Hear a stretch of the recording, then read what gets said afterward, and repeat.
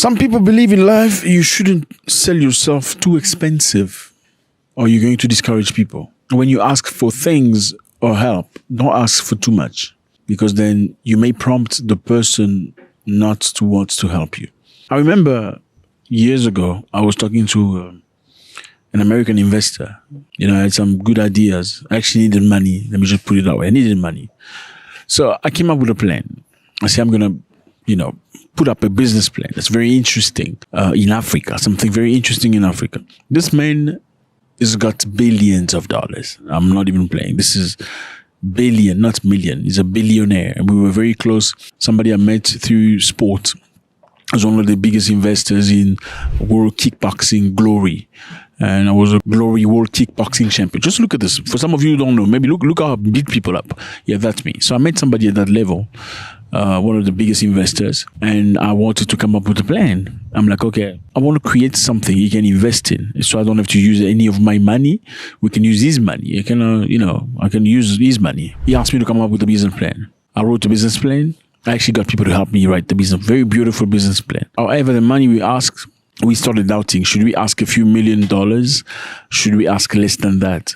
We finally chose to choose less because we felt like maybe if you ask too much, he's going to say no, he's not interested. We asked less. Okay, send him the business plan, which he was asking for. Like, are you ready? Are you ready? Can you send it to me? Please send it to me via this email. He went through the business plan, my brother. 3 days later, he said, Zack, I'm going through some very difficult legal problems here in America.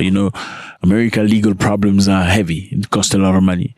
We cannot invest right now in that business. I was extremely disappointed because I put a lot of my heart into that idea.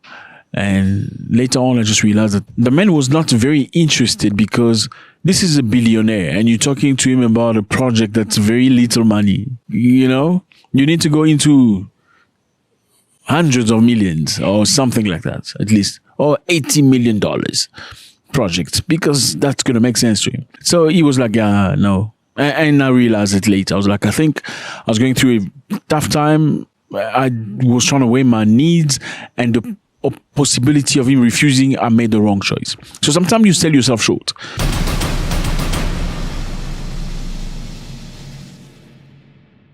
What's up, everybody? I hope you're doing good. It's a beautiful day. Thank you very much for stopping by. You appreciate it.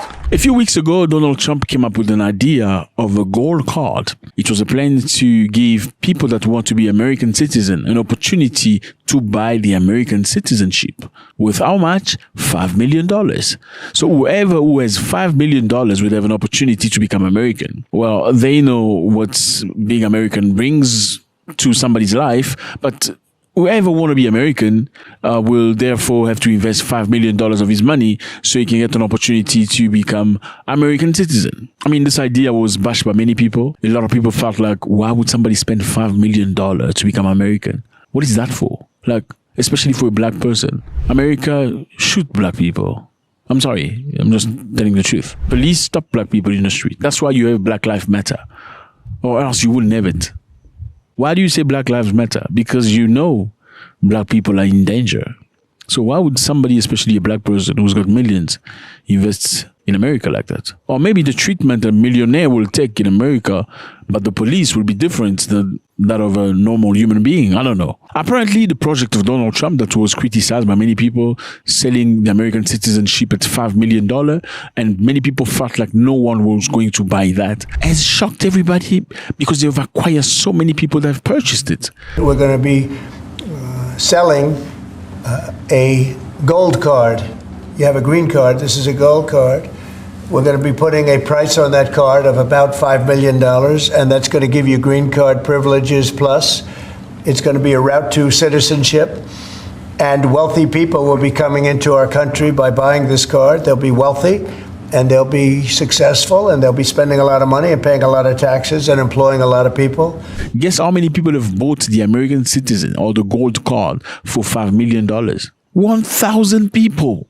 Yes, fellas, 1,000 people. This is crazy. Donald Trump gold card visa needs an individual to pay straight $5 million to get U.S. citizenship, while the administration is concentrating on sweeping the illegal ones out.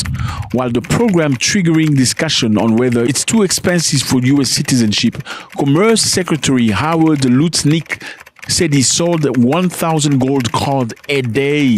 He said he sold 1,000 gold card a day, my brother. That's a lot of money. He says there are 37 million people in the world that are capable of spending $5 million to buy that card. And they sold 1,000 per day.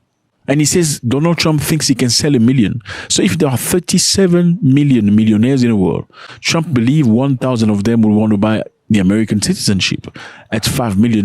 That's about $5 billion in profits they've just made. This is insane. It's a line for EB5 of 250,000 right now. 200,000 of these gold green cards is $1 trillion to pay down our debt. And that's why the president is doing it. So basically, they want all the normal people out of America who are not Americans. They just want people that have a lot of money to come into America. We're going to end the EB5 program. We're going to replace it with the Trump Gold Card, which is really a green card gold. So they'll be able to pay $5 million to the U.S. government. They'll have to go through vetting, of course. We're going to make sure they're wonderful, world-class global citizens. They can come to America. The president can give them a green card, and they can invest in America, and we can use that money to reduce our deficit. Why do we give out lotteries of green cards? Why do we give out EB5 for green cards? The President of the United States understands that the right answer is, why don't we eliminate the deficit of the United States of America instead? Is that discrimination? Is that bad? Let me know how you feel about that. Fellas, Elon Musk has once again lashed out at South Africa, his country of birth. This is crazy. Musk has launched out of South Africa again over what he claims an active promotion of white genocide. On Twitter, the tech billionaire wrote that the Starlink satellite internet service cannot operate in South Africa because he is not black. We're going to get back to that. So Musk says there are political parties in South Africa that promote genocide of white people. It's crazy stuff. One of these political parties is the EFF of Julius Malema on this event. So there is a video where EFF members are shouting, "Kill the Boer." It's a song that they sing in many, many parades. And Elon Musk has said this is a call for genocide against white people. Kill the Boer! The farmer! Kill the Boer! Let me just remind you here, there are a lot of white people that live in South Africa. South Africa is a very multicultural country. White people came to South Africa to stay. In South Africa, you get whites, blacks, Indians, colored. And again, colored in South Africa are not like colored in America. Colored in South Africa are not necessarily black. They are mixed race from people that came from Asia and different other places. They're not 100% black. Colored people in South Africa are okay with being called colored. So that's even fine. It's not even an issue. Now, there are Indian people in South Africa as well. And you may ask yourself, why are the Indians in South Africa? Well, many years ago, they were trying to get Zulu people from the Western Cape to do work for the colonizer. And many Zulu people were very stubborn. They refused to work. Therefore, the colonizer, because they had also took over India, I'm talking about the British, they went to India and brought in many Indian people to come and work in South Africa. After colonization, those Indians remain in South Africa and they live in peace with other races. So Elon Musk said that they're targeting white people. What does this song mean? Let's check what ChatGPT says about the song Kill the Boer. ChatGPT said the rally Musk referred to was held to commemorate the 1960 Sharpeville massacre, where the police killed 69 black South African protesters during what is considered the first and most violent demonstration against apartheid in the country. The old chant Kill the Boer or Kill the Farmer has been a long-standing point of controversy in South Africa. Malema, whose party advocates for eliminating racial economic disparities, has been known to sing it at his rally and considers it part of the country's heritage, despite being found guilty of hate speech over it by the ruling African National Congress. Okay, I think you understand a little bit. Should Malema continue singing Kill the Boer? Because that is a chant they used to sing many, many years ago when many black people were unalived. Should they continue singing it today in 2025? Does it have its space in the geography of today? Or does it sound racist? And therefore, Elon Musk has a point to say that this is genocidal. And the other question is, have white people of South Africa been unalive from somebody hearing a song, Kill the Farmer? Question mark. And now we're going to Ghana. Fellas, Ghana and Morocco have agreed to take a step toward waiving visa requirements. Congratulations. Congratulations. That's very interesting because, just a few moments back, we spoke about Congo DRC with Tanzania that waived the visas, allowing each other to travel to the next countries without no visa. That's beautiful to see that Africans can accept each other in that manner. Well, Ghana is right here on the map. Look at Morocco. Well, Ghana and Morocco have agreed, no more visa for all travelers between the two countries. They have moved into strengthening diplomatic and economic ties.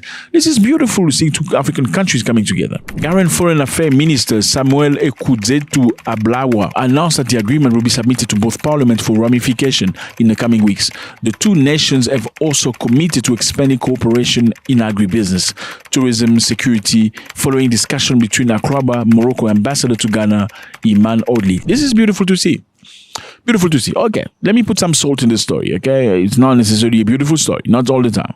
Some people believe that many of these countries you see on the map, Northern Africa, we are talking about Algeria, Morocco, Tunisia, all these other countries, don't necessarily consider themselves black people, okay? They don't necessarily consider themselves Africans, for that matter.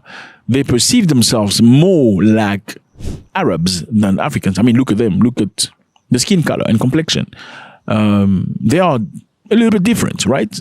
If not a lot. But are they Africans? Surely they are in the continent. And many people feel like there's a high level of racism and, pushback from those people toward the black people of southern side of Africa, sub-Saharan Africa. I mean, most of Africans that come from southern side of Africa or West Africa, some of them have to cross these northern African countries to go illegally in Europe, because a lot of West African people just like going illegally in Europe. I'm just being honest with you. I mean, Nigerians would love to go to London. They're going to cross Italy, then go to France, then trying to find a way to go into Britain. I mean, Ghanaians, some of them, not many Ghanaians. Anyway, people in West Africa, different countries, okay, many countries want to go to Europe, and they will traverse the northern side of Africa. Unfortunately, for some of them, they get unalive, beaten, bad, tortured. These are stories that not necessarily depict the image of everybody in those sides, but these are realities that happen.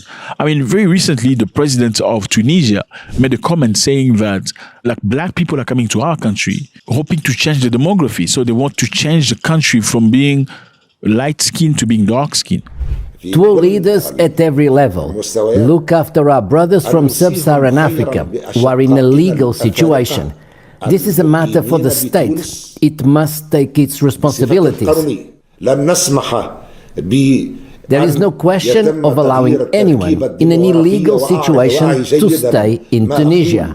There is a state and institutions. I mean, that was crazy. Many people got very upset about that. The very next day, what we saw was people in the streets in Tunisia beating up some of the black people, and even the police arresting black people and sending them to the desert. So there's a lot of talk about that subject.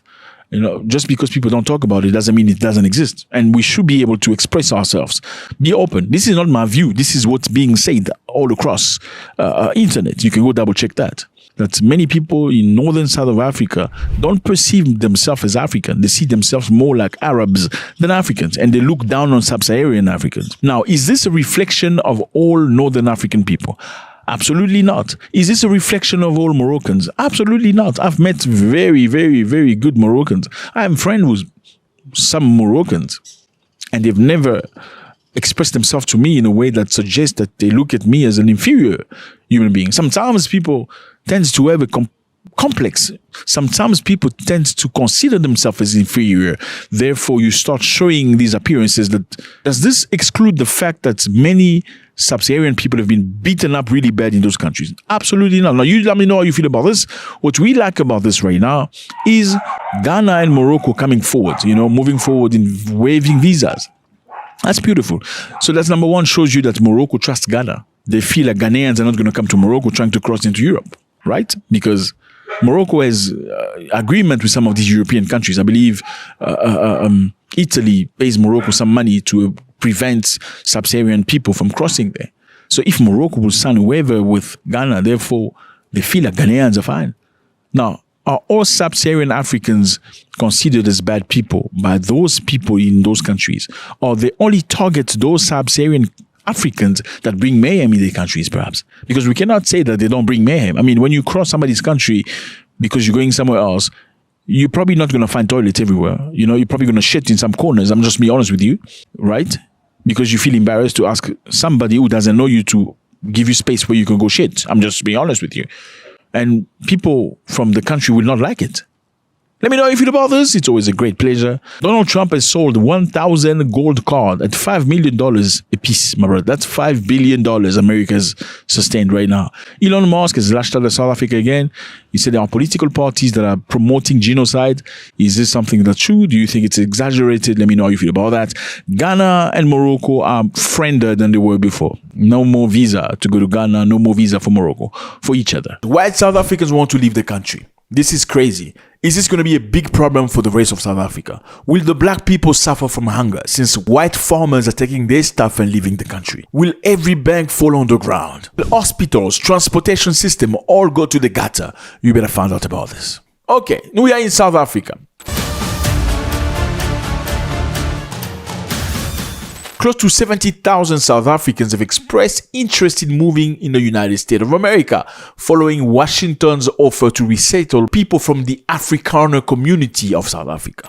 Yes, fellas, 70,000 people have expressed their needs to leave South Africa. How do we know this? South African Chamber of Commerce in the USA, the SACUSA, said its website received tens of thousands of registrations from those seeking more information. Now, what is SACUSA? SACUSA is a group representing South African business people living in the United States of America. They say people who have expressed interest in migrating in the US are aged between 25 and 45 years old.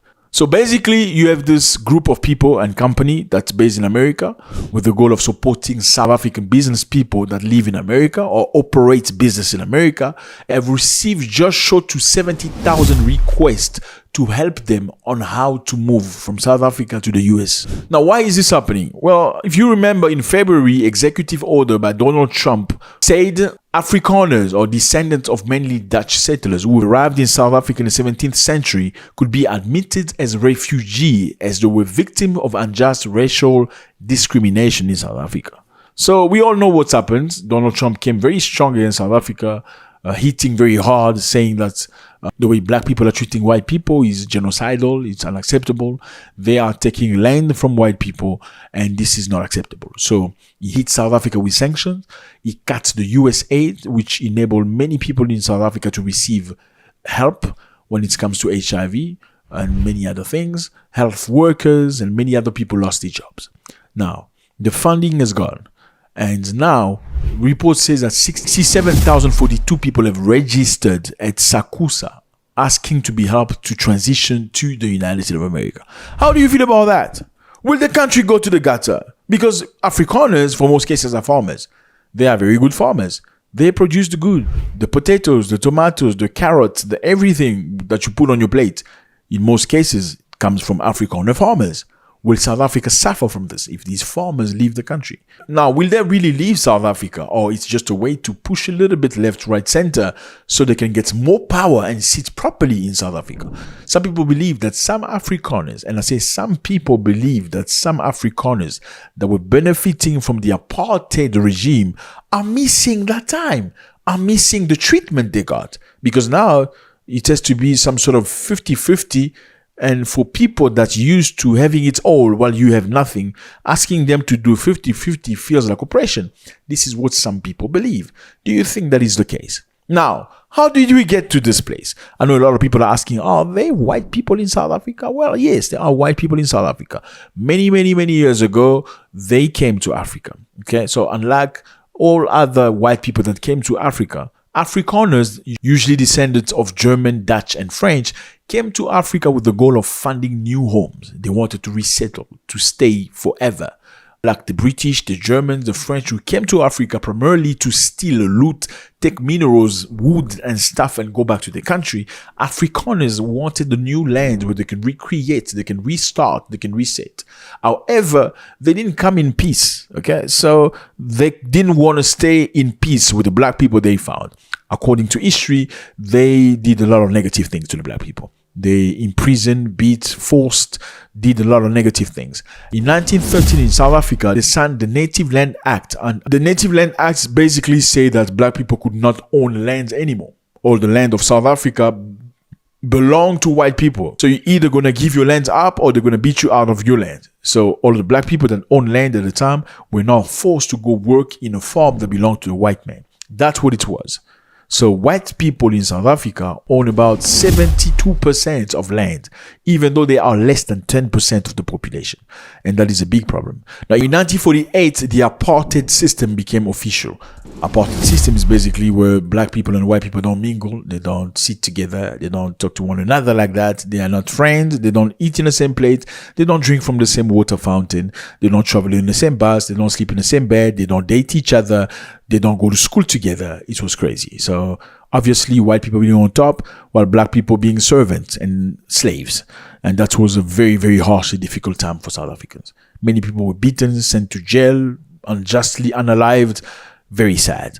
However, in 1994, Nelson Mandela came out of jail, and that's when they had the biggest election in South Africa at the time.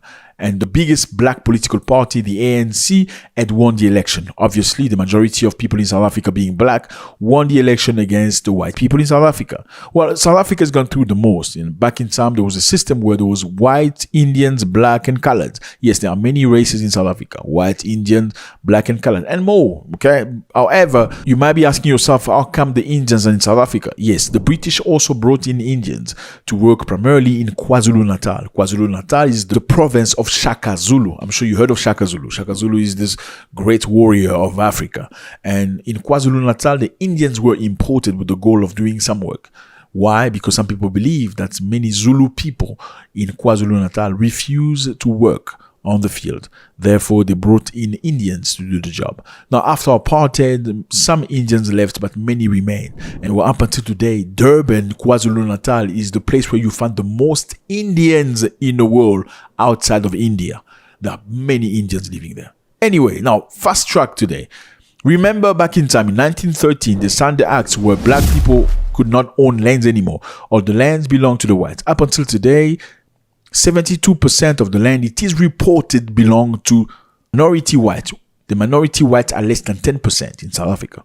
Now, the government of Cyril Ramaphosa was trying to find a way to get some lands back. People of South Africa refuse to give the land back. They want to be compensated, so they want you to pay for the land they took.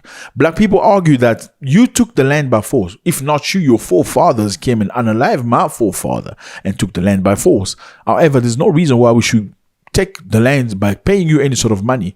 Now, they find it unfair that the black people of today will even think about taking the land without having to pay them any money. Now, Cyril Ramaphosa, president of South Africa, wanted to come up with a plan of taking some lands because obviously there are some lands in South Africa that belong to white people. Those lands are unoccupied since 1913. I mean, just imagine a big chunk of land, like 10 soccer fields that belong to one person. He acquires it in 1930 and he has done absolutely nothing with it. Now, government says if you have not implemented, you have not invested financially, you have not done anything with the land, can we take the land back so we can do something for the public interest, like building an hospital or building school or building something that will profit everybody in South Africa? Can we do that? Now, the people that own the land, even though for many cases have not done anything to transform the land or invested any money in the land, are feeling like they're being deprived of their rights of the land. Now, who do you think is right? Who do you think is wrong? And that is the reason why Donald Trump came strongly on South Africa, saying, you are taking the land from the white people. You are a racist country. Now, the idea was supported by Elon Musk. Obviously, he's within the ears of Trump, pushing him into that direction. You know what? You need to punish South Africa. Well, many people ask, why would Elon Musk do that? Elon Musk was born in South Africa. Well, some people believe Musk was born in South Africa of a privileged family. His parents had money. His father was very much involved and active during the apartheid regime. He benefited from those stuff. That could possibly be the reason why he hates the fact that things have changed. Now, other people argue that Elon Musk came to South Africa to try implement Starlink. He wanted to get into the market, but the South African government has policies. The policy of South Africa says if you come as a big company, you need to give 30% shares of your company, not gives, but you need to sell. So it has to be 30%. They must buy 30% from you. You can't have 100%. 30% will go to black people. Why? To help black people rise up. Why? Because they suffered the most in the country. Musk didn't want that. He cannot give that. He says that's racist. And many people feel like because Moscow was triggered that way, he's also doing everything he can for South Africa to suffer. Other people believe the reason why we're getting to this is because South Africa took the country you don't name to court. Remember? So they had to make them pay for that. Why? Because Trump is the biggest fan of the country you don't name. And you don't name that country. Why? Because if you name that country, your video gets shadow banned. Shadow banned means let's just slow it down. Okay. Let me know how you feel about this. 67,000 white South Africans have expressed the need to leave the country. Is this a good thing? Will this impact South Africa in some ways when it comes to the economy, to the business? Yeah, because many white people, you need to admit it, are creators of businesses. As much as black people are trying as much as they possibly can, they have not leveled up to the level of the mentality of being business creators. Yes, there are many South African black people that are business creators, but not enough for the number of the population. So a lot of people still depend on businesses that are basically were created by other people. It's a big issue. As much as South Africa is trying to do its best, there should be a level of balance. The Kenyan government, with the help of the United States of America, has dismantled a Mexican cartel. And now we go to South Africa. So people of various organizations came down the street to protest and to voice themselves. Who are these people? Civil organizations and trade unions joined the march. There was a big march in South Africa. If something is not working correctly, you must fix it. Fellas. So, there was a lady coming to the comment section saying, why do you always say fellas? There are ladies here, that's what you do. I see you, my ladies. I greet you and I appreciate you. Thank you very much for being here. When I say fellas, I see all of you. I know, should I say fellas and ladies? No. I see you. You're my people. Okay? Let's get back on track.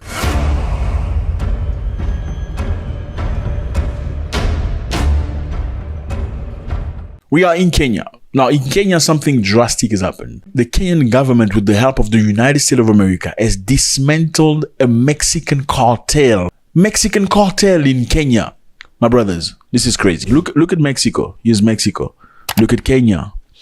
See the distance? How much is the distance between Mexico and Kenya? The Kenyan government has dismantled a lab from a Mexican cartel. This is absolutely crazy. In September, a lab producing methamphetamine, a deadly synthetic drug, was dismantled by Kenyan police. The State Department now reveals that it belonged to a Mexican cartel. Mexican cartel in Kenya. At a closer look, we found there are some factory-like things which were set up, and there were chemicals too. In drums, others in cartons. So immediately I instructed the OCS to bring in officers. We cordoned off the area.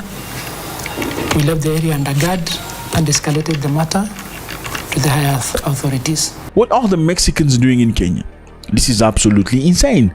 So Kenya's authority, in collaboration with international partners are the CIA. Okay, it's the intelligence service of the United States of America. How did they know this? Big question mark. We'll get back to that. They dismantled a methamphetamine production lab in Namanga, a town near Kenya and Tanzania border. Here's this. You can see Namanga is right next to Tanzania. All these countries used to be the same people many years ago, until the white man came and separated them and created what they call countries. That's why you sometimes see the same people on both sides of the border. Okay, Masai, you see these people are Masai? You find Masais in Kenya. Yeah, a lot of them. You also find Masais in Tanzania. Now the question is, Masais are Kenyans or Tanzanians?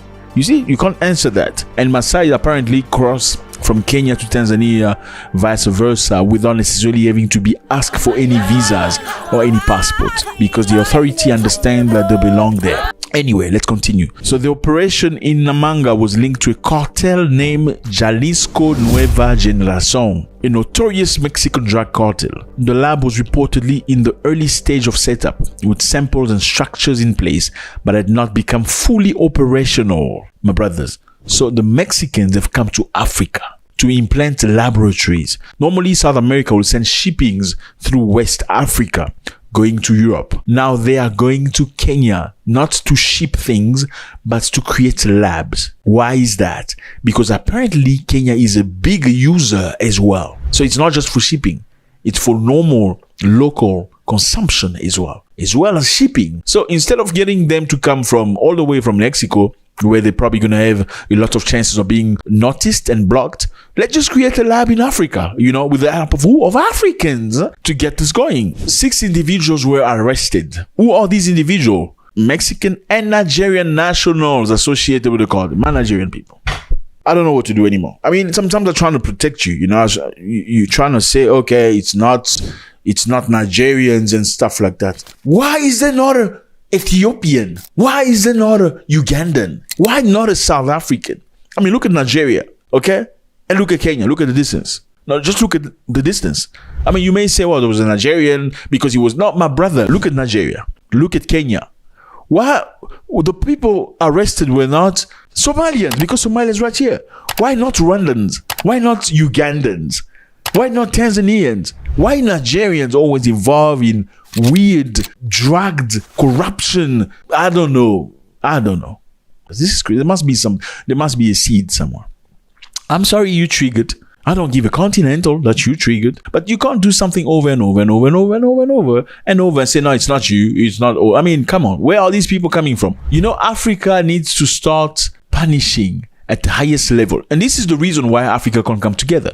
Because some countries feel like if we open our borders to other Africans, they're going to bring mayhem in our countries. Are they wrong to say that? No, they're not completely wrong. Would you leave your door open knowing that the neighbor is a rapist or unaliver? Or would you do that? You wouldn't do that. Even if you say hi to the neighbor, he looks just like you. This is the reason why Africa can come together. And Africa needs to come together so we can stand strong against any other oppressors. But Africans cannot come together while some Africans' job is just money laundering, money looting, guns, human trafficking, drugs. Why? Why? Why do you love money so much? And this is, I'm sorry.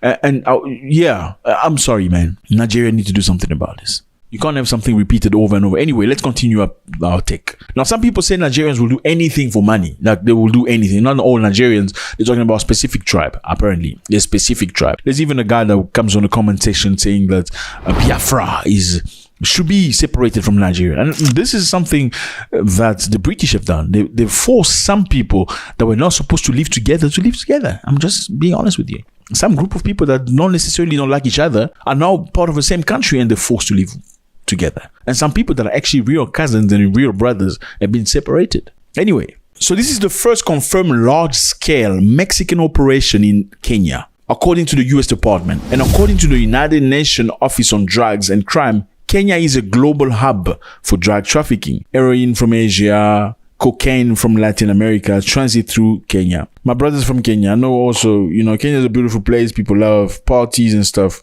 But don't copy everything, okay? Let's keep Kenya safe.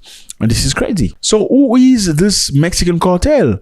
The Jalisco Nova Generation, it's a powerful, violent Mexican drug cartel that originates in the state of Jalisco, Mexico, and is one of the most dangerous and influential cartel in Mexico, known for its violent tactic, involvement in large-scale drug trafficking, money laundering, and other organized crime. This is crazy because you don't want these people to come to your country. I'm telling you, my brother. You don't want those Mexican cartels to come and sit down in your country and have a lab where they make methamphetamine locally. I'm telling you, those people in Mexico cannot be controlled by the government and the military. And your African nations have weak militaries. There's nothing you're going to be able to do against these people. Nothing you can do against them. Don't let them in. And do not allow the Nigerians and any other nation to bring those people in your country. Don't do that. Chase them away. And I'm preaching you goodness of heart. We don't want nonsense in Africa. Go do it in your country or go do it somewhere else.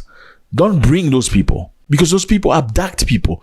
They unalive people. They take over countries. They've taken over Mexico. Mexico is not entirely controlled by the government because of these people. And you're bringing them in other people's country. Well, are Kenyans involved in some situations that are shady at that level? Well, yes. Internationally, there have been Kenyans that have been arrested for drug trafficking or for transporting drugs. One of the prominent cases is that of Margaret Duta Macharia, a 37-year-old Kenyan woman that was arrested in Vietnam in July 2023 for attempting to smuggle over 2 kilograms of cocaine concealed in her luggage. Look, I believe some people would do things like this because they're going through the most. The mother is in hospital, the father's got cancer, the child doesn't have anything to...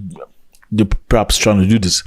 Then you get the other side of people that do it just because they want to drive big Range Rovers, big G-Wagons, build houses in, these are completely two groups of people, but one doesn't justify the other, or one is not better than the other. The government of Kenya has faced criticism for its handling of drugs and trafficking cases, particularly concerning a low prosecution and conviction rate. So people don't really get convicted at a high rate, apparently, in Kenya. Factors such as corruption, porous borders, and strategic location of Kenya along major drug trafficking routes contribute to the persistence of this issue. Efforts to address these challenges include enhancing border security, strengthening legal framework, and collaborating with international partners to combat drug trafficking. So some people believe that some people in higher power in Kenya could be involved in these activities. Maybe government people. This is not new, because we all know that in Sierra Leone, there was a young man, big drug trafficker, who brought over 7,000 kilograms of drug in Europe. Has run away from Europe, is now based in Sierra Leone. And he was seen next to the daughter of the president. And when the government was asked by the Dutch to send that man back to face trial, the government said, we've never seen this man here. We don't know him. The one you saw in the video was not him. And many people are questioning what's happening in this country. Later on, they found the same man with the Minister of Immigration, giving him presents. The international system have asked you to send a recognized drug dealer back to Europe to be prosecuted, but you say you don't know him. But we can see you in a video receiving present from the same person. Now people are questioning, is the government in Sierra Leone involved in the trafficking of drugs? Would this be crazy to think you have your people that do major things into that activity that are protected by your government? Why are they protected by your government? How come your intelligence service don't know that this man that's next to your daughter is a big drug dealer? Question mark. Could this be the same case in Kenya happening right now with the help of the Nigerians? I'm just being honest with you. You can hate me how much you want. If you hate me so much, click on the button, send me $10. Yeah, join, so I can understand that you really hate me. And now we go to South Africa. Yes, South Africa, beautiful place, lovely people. You need to go visit South Africa. It's a lovely place. No, not everybody xenophobic. Yeah, not everybody's xenophobic. Okay, it's a specific group of people from a specific place. If you know them, even the way they speak, you can identify them. Not every South African is xenophobic. Actually, you're going to find some of the best people in Africa in South Africa. I found some very good friends when I went to South Africa. I made some very good connections, some very good business partnership. I own things in South Africa. In many African countries, I'm not going to name here, but yeah, many African countries I own things. They're functional. It's good. It's great. Where there's peace, you will see me. Where there's natural good things, you'll see me. So initially I used to go even where there's war, because where there's war, there's money. You know that. But then my conscience say you shouldn't be involved in things that... Okay, let me just shut up. Okay. So people of various organizations came down the street to protest and to voice themselves. Who are these people? Civil organizations and trade unions joined the march. There was a big march in South Africa. And this is what they say. We regard the United States of America as a direct, immediate threat to global peace and political freedom. We reject Donald Trump's interference in South African domestic affairs with contempt. We regard those who collaborate with him as enemy of the people. This is what Mr. Franceman Marius said. With regard to Palestine, they demanded that the government calls for immediate release of all Palestinian political prisoners, with special emphasis on Marwan Barghouti and other political leaders. So these are people that support Palestine and Cuba in South Africa. They also asked to introduce a legislation prohibiting dual citizenship between South Africa and the country you don't name. So the country you don't name is by some people accused to be the reason why Donald Trump is going at South Africa right now. So many South Africans come to the street to say we need to introduce a legislation prohibiting double citizenship between South Africa and the country you don't name, because they always revert to the country you don't name. If they have to choose between South Africa and the country you don't name, they will always choose the country you don't name. And they also say, for the matter of Cuba, the organization also calling for the Cuban embargo issue to be elevated to the African Union agenda as a continental priority requiring United African Union. So they want African Union to speak about Cuba, to do something about Cuba. Cuba has been sanctioned for a lot of years now, since the 1960s, where Americans wanted to come and do business in Cuba, and the Cuban didn't want them to do business in Cuba. Then the Americans took one side of Cuba and they've stayed there. Even though the Cubans have asked Americans to leave Cuba, they have not left. Imagine. That's exactly what Some people accuse Russia of taking Ukraine that doesn't belong to them. I mean, the Russians and Ukraine have a story. Americans and Cubans don't have a story. Americans have a site in Cuba where the Cubans don't want them, but they're there. But Cuba is sanctioned. They can't trade. They can't exchange. Look at how Cuba is. I mean, it looks like 1960s because they cannot trade. They cannot exchange. They cannot buy. But Cuba has done great in spite of the sanction. They have the best doctors in the world. They have the best schooling when it comes to material, not in infrastructure. But they keeping on. So South Africans are giving support to Cuba and Palestine. Kenya has become a big place, interesting for cartels from Mexico. My brother, those people don't think they will take your mother, your father, your sister, your brother, your cousin, everyone. They will put them in the same box. They will, you don't want any of that. And anybody who is involved in such operation, I think, should be treated in a way that is rough. Okay, the Chinese people are unalive people. Okay, in Vietnam, I believe that lady was unalived. Okay, even the Kenyan government begged for her, but unalive. China just unalived Canadians. 4 Canadians been unalive for drugs. And the Filipino president was unaliving people. I mean, when people want to get involved in things that are to that level, because when you bring drugs into Kenya with Mexican cartel, it's not just drugs anymore. Now people are going to be unalived because those people don't play. Then if a Nigerian brings that stuff, you must deal with him. You must deal with him. Deal with him. You must slap him. You shut up. Oga Brandon. Democratic Republic of Congo. Anyway, there are 2 Congos. Okay, I know most of the time when people talk about Congos, people are very confused. There are 2 Congos. Okay, there's the Democratic Republic of Congo and the Republic of Congo. So they are actually on that side some of the same people. They were just divided by the colonialists. One was colonized by French, this one, and this one was colonized by the Belgian. Anyway, let's get back on track. The DRC is the country that's gone through the most. A lot of wars and difficulties and Ebolas and you name it. Now, something interesting has happened. They have officially waived the visa requirement for Tanzanian citizens entering the country. Congratulations. Yeah, piga makofi. Yeah, piga makofi, like my friend from Kenya like to say. It's interesting. That's Swahili, my brothers. Okay, I love African languages. And I think Africans should be able to speak at least one language, in a united manner. And once we start teaching Swahili as South Africa, then we'll be able to call all of African continent to start teaching Swahili. And once we've got a common language that we can use to communicate amongst ourselves and not use colonial languages, the unity of Africa is going to be easy. Now we are divided between the Francophones and the Anglophones. Just like we speak English, we should be able to speak African language. And Swahili is the most spoken African language on the continent. It is spoken in Congo, Rwanda, Uganda, Kenya, Tanzania, some part of Ethiopia, some part of Mozambique. So it's big, okay? It's big. And I think everybody should learn a little bit of Swahili. Anyway, let's continue. Now, the Congolese people have opened the door to the Tanzanians brothers. They're going to have fun together. They have something in common. They love music. Oh yeah, Sukuma! What? They love happiness. They love parties. Now, the announcement was made by the Tanzanian Ministry of Foreign Affairs and East African Cooperation. The decision follows the DRC admission into the EAC. The EAC is the group of Africa, just like ECOWAS. You heard of ECOWAS. ECOWAS is in West Africa. East Africa has got EAC, which brings East African nations together, allowing each other to enter the next country's space without visa requirements. On September 2nd, 2023, Tanzania had already eliminated visa fees for Congolese travelers, anticipating a reciprocal agreement. The DRC latest decision ensures that Tanzanians can now travel to the DRC without needing a visa. How nice is that? How nice is that? I mean, I have been to Tanzania. If you have never, it's a beautiful place to experience. Lovely people, like very kind, genuinely kind. The foods, I just love the food, the taste. I mean, just remember, Tanzania's got a fusion of many cultures when it comes to food. I'm going to be honest with you. Tanzania's got one of the best food in Africa, if not the best. Why? There is a fusion.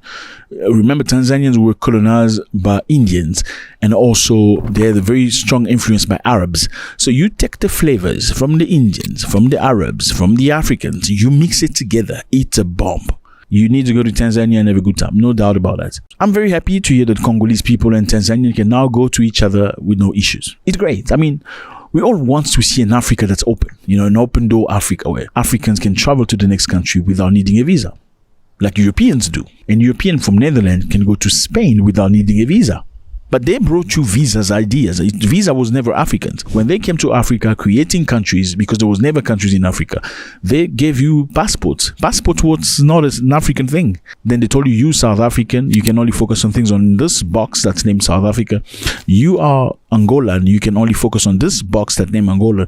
Everything that's outside Angola is not your business. Or you are Kenyan, you can only focus on things that are in Kenya. But forgetting that we were the same people at the time. Anyway, now it's beautiful to see that Africa can open its doors to each other, allow other people to come and do business. It's great because the removal of the visa restriction now means that Tanzanians can visit DRC for business, tourist, and other purposes starting from March 2025. This change is expected to make travel easier, reduce costs, enhance economic interaction between the two countries. Trade, investment, cross-border business activities are likely to flourish given the strong commercial and ties between Tanzania and DRC. And they speak a very same language, Swahili. I mean, yeah, the accent is a bit different. It's like British English and American English, but they understand each other. And that's great. So Africans should open the doors to other African nations. So just not let Nigerians, because if you let Nigerians in, they might bring in a Mexican cartel. And start. I'm just kidding. Did you see the news about Mexican cartels and Nigerians in Kenya? You need to look into that. Anyway, let's move on. And now we're moving to Air France.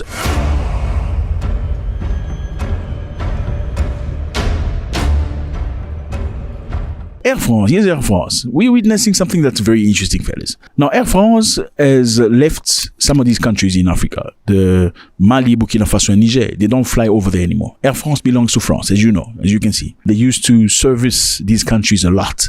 They were the main carrier in these countries. Why? Because they colonized these countries. I mean, some of these European countries feel like when they colonize an African country, it's like a private land where they control, they still run. Now, France has been very, very strong when it comes to running African countries that are supposedly free. They're not really free. Anyway, now something happens between these countries and France. When these countries kicked out France, saying we don't want you in our country anymore, you need to take your military that's been stationed here for too long, fighting terrorism that is not ending anyway, we need you to go. France said, okay, because we're not understanding each other. First of all, you are going to suffer to get visas to France. That's number one. Number two, your people, even though they're artists or musicians or all that, they're going to struggle to get visas to come to France. Number three, we're also, you know what? Actually, we're not going to serve your countries anymore. Air France is not coming to your country anymore because your countries are dangerous and we cannot ensure securities of our people because of the presence of the terrorists. So these countries, Mali, Burkina Faso, and Niger, were fine for Air France when the French soldiers were in these countries. As soon as these countries cut ties with them, then they say these countries are dangerous. They're not going to fly anymore. Now, something has happened. You know, they always say when you want to teach somebody a lesson, you want to perhaps put them in a corner. Don't put them in a corner for too long. When you want to punish a child, for that matter, or a little brother, because in Africa we can do that, don't punish them too long because they get used to the punishment. Or even in your relationship, you want to bring a message across. Don't do it too hard. People get used to your punishment. Now, guess what happened since France stopped serving these countries? Well, they found another country that's willing to do that. Guess what? It's Senegal, an African country. We are witnessing a gradual Africanization of the Sahelian skies. The disappearance of Air France in this territory creates a pull factor that regional airlines are ready to seize despite the logistical and economical challenges it represents. To limit the risk, Air Senegal is adopting an approach combining its 3 weeks flights to Niamey with a stopover to Bamako, another capital of the Sahel region, where Air France also has a strategic position, but which benefits more of the dynamic market. So in other words, I'm not going to go into too much literature. Senegal airline is going to go where Air France stopped going. Basically, that's what's going to happen. Air France say, I'm not coming anymore because you guys are dangerous. You guys are not reliable. We cannot ensure the securities of our flight. They say, okay, fine, don't come anymore. It's okay. Senegal airline now is taking this flight. They're going to be flying 6 to 7 times a week. They're going to not limit themselves only to Mali, Burkina Faso, and Niger. They're going to open up to Abuja, to Casablanca, to Cotonou, all these places. So sometimes a negative story or negative news is not always negative news, because now it's giving an opportunity to African carriers to seize an opportunity and to level up, because it's not going to be easy. Is it going to be challenging? Yes. But is it good for Africans? Absolutely. At the same time, Air Côte d'Ivoire, this is Côte d'Ivoire. Sometimes people call it Ivory Coast or Côte d'Ivoire. It's the same thing. Air Côte d'Ivoire is deploying similar strategy. While the Ivorian carrier is currently maintaining 13 weeks flights to Bamako, it plans to significantly increase its frequency. Now, it's interesting. Côte d'Ivoire is also using this opportunity to make money with the carrier. However, the president of Côte d'Ivoire is not the biggest fan of Mali, Burkina Faso, and Niger. Okay, he felt like they came into power with brutality. He doesn't like them. He's a very good friend of the French, but still, they're allowing him to use his carrier and use this opportunity to make money. So even though he didn't like them, or he still doesn't like them, but he's using his carrier, and very slowly, perhaps the best way to preach somebody is not always to fight them. I mean, perhaps the mentality of these three countries, let's allow this man to do business with us. And then maybe slowly we'll understand that we are not the enemy. That's a great thing. Let's pick up my coffee. Now, look at this man. This man is the South African ambassador to the United States of America. Well, not anymore, because he was kicked out by Marco Rubio, who didn't like the comments that he made. Now, this is him in South Africa at the airport. Look at the way South Africans received him when he came.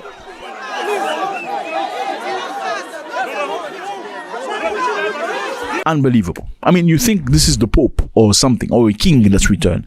The South Africans are very together when it comes to their people. Look, there's something about South Africans. They can fight each other, okay?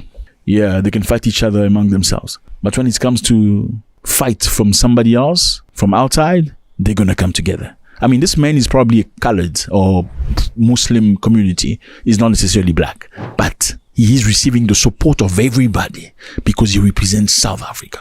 Now, what happened to this man? Rasool made a comment about Donald Trump, saying that the policy of Donald Trump, while he was talking on a webinar, the policy of Donald Trump is to impose supremacy on other people's government. That I think what Donald Trump is launching is an assault on incumbency, those who are in power, by mobilizing a supremacism against the incumbency at home, and I think I've illustrated abroad as well. He's trying to intimidate other countries. Americans didn't like that, and that's the reason why they pushed him. They say he must return. He's persona non grata. He's not allowed to be in South Africa anymore. So after saying that, a lot of people expected South Africa to reject the ambassador to South Africa from America. I mean, yeah, it's a new government. America has not elected an ambassador yet, but South Africa has been very, very calm about this. The presidency said that people shouldn't make too much noise receiving Rasool on his return to avoid stressing America. You know, they shouldn't make a fuss about it. But obviously, South Africans love to fight when it comes to their right. They went and clapped hands and applauded this man because they felt that he stood strong for the South African. Let me know how you feel about this. It's always a great pleasure. Democratic Republic of Congo waiving its visa with the Tanzanians. Now they're going to come together and dance Papa Mobimba, yeah, Papa Mobimba, yeah. They love each other. I mean, some people just glue together really well, and it's amazing. I'm happy for them. Air France is regretting right now. They've lost millions of dollars worth of money that they used to gain in these countries because they chose to go. Nobody chased them. Nobody chased them. Okay, only themselves. They say, okay, we're not going to come here anymore because you don't want us. And now it's a big problem. And an African airline carrier has taken over, now making money. Rasool back to South Africa has been clapped.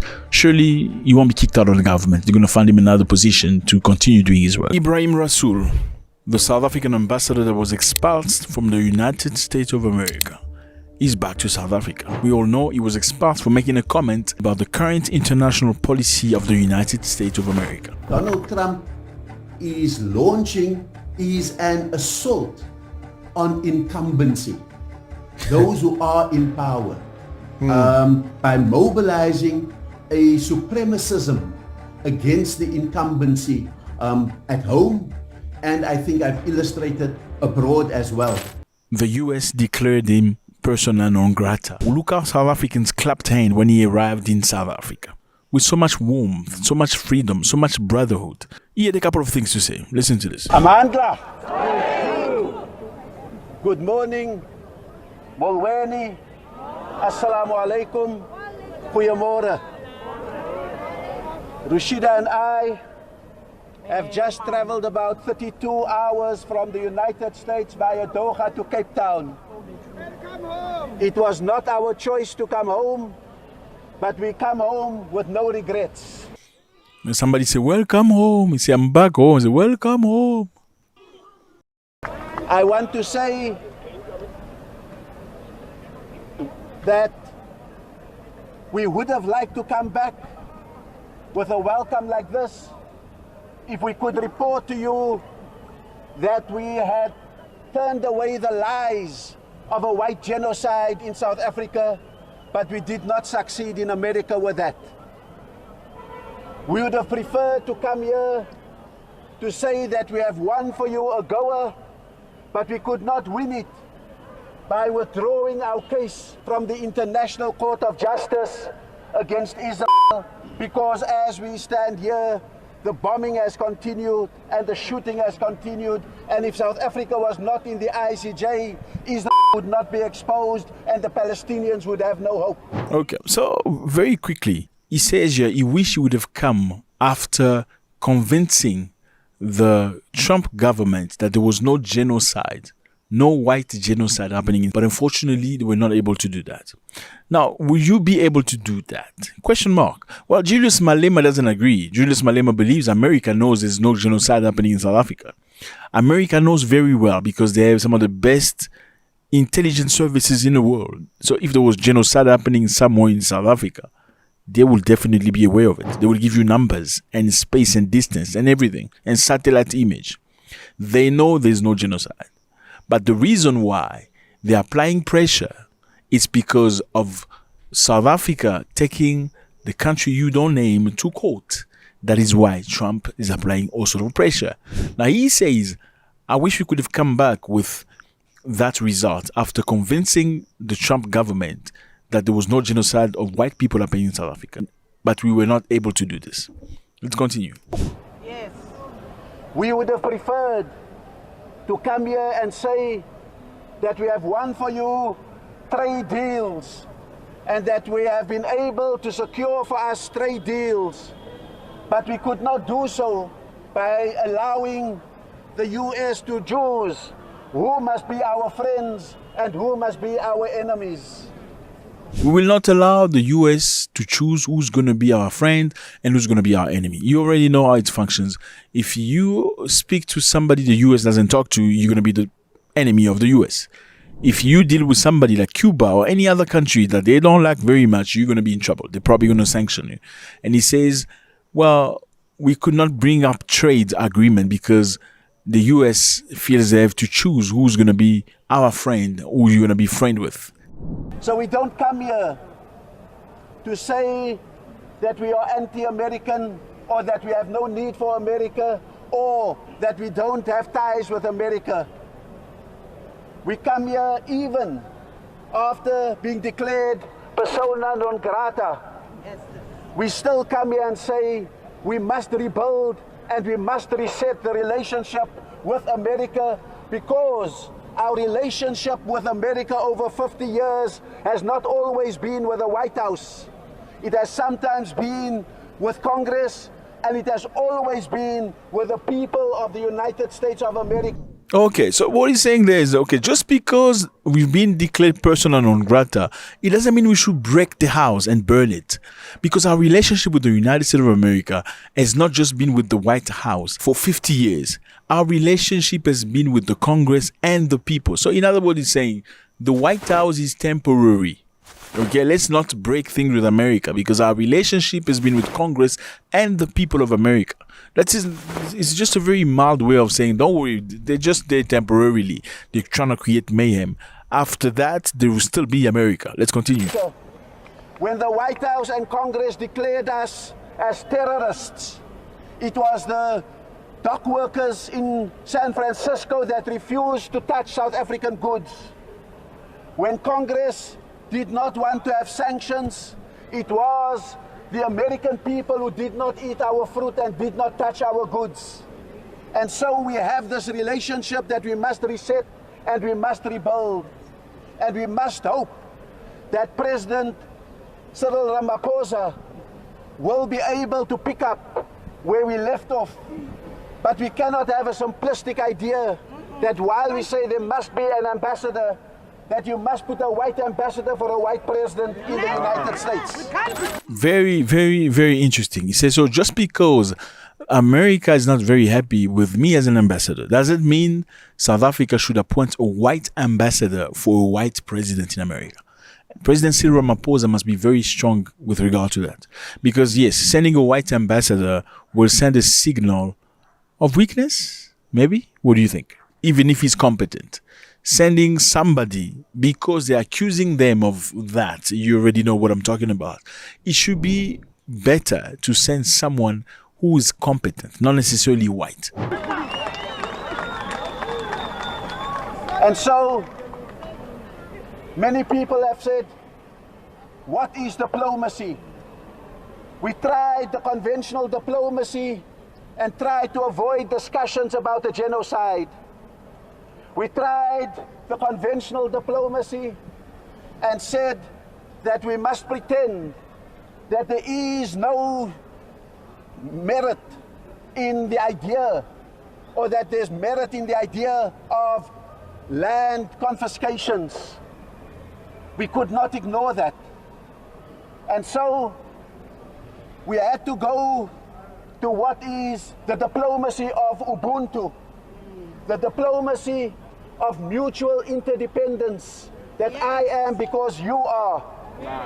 The diplomacy of Ubuntu is not the art of lying for your country. That's true. It is the art of speaking the truth, but gently. The diplomacy of Ubuntu is not flattering your host, and the diplomacy of Ubuntu is not denying what is wrong. The diplomacy of Ubuntu is intellectual engagement, and it is persuasion of your host about a better way. So he's clearly saying, we are not afraid of you, in a very nice way and polite way. We are not afraid of you. The diplomacy we want to implement will always tell the truth. It's not about caressing you on the way that you like. You know, we shouldn't have diplomacy where you feeling nice, you know, and we are bearing the truth. We need to have the truth out there. Whether it's not nice or nice, we need to find a solution to it. Very interesting. You can see this man is very strong. People that fought apartheid were not all black, okay? There were colored as well. There were Indians as well. There were even some whites that fought against apartheid in South Africa. Yes. So as you can see, look at the screen, you can see different colors. I mean, South Africa is a very diverse country, and the color doesn't necessarily mean different opinions, okay? People can be of different colors and still believe in the same thing. Like I said to you earlier, South Africans can have issues with each other, okay? They can punch one another. But when it comes to one of them against the world, they will always stand together.